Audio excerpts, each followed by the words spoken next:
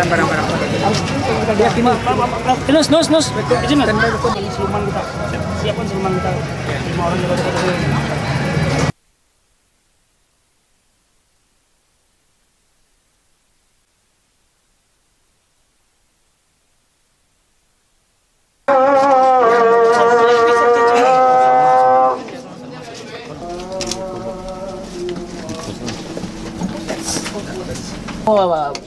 Jahe jampu ko, memasak ya, Pak.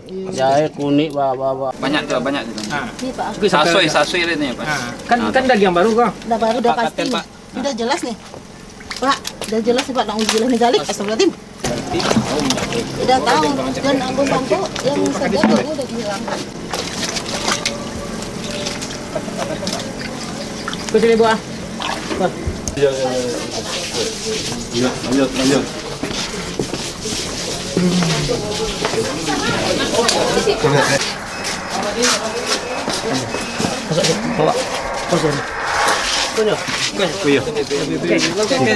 Sate dari daging KMS diduga ada babi. Nah, kemudian petugas diam-diam sudah mengecek 1 bulan yang lewat.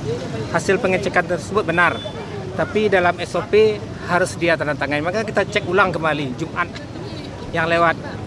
Tadi sekitar jam 3 hasil itu dapat bahwa betul-betul ada daging babi. Maka harus kita tindak langsung. Tadi pas ditelusuri ke rumahnya gimana? Iya ada daging yang dia lempar ke got. Ke Pelamban. Jadi katanya kan dia tidak tahu menahu. Kalau tidak tahu menahu, kenapa dia lempar daging itu?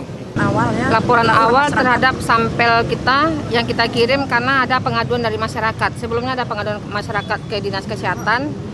Itu kita tidak lanjuti, kita surati Balai POM untuk diperiksa sampelnya dengan produk ini. Kita beli di sini. Kita kirim. Jadi hasilnya udah keluar 21 Januari. Iya, karena Balai POM Padang harus merujuk ke Balai POM Aceh karena alatnya lebih canggih di situ. Karena menyangkut nama baik orang kan.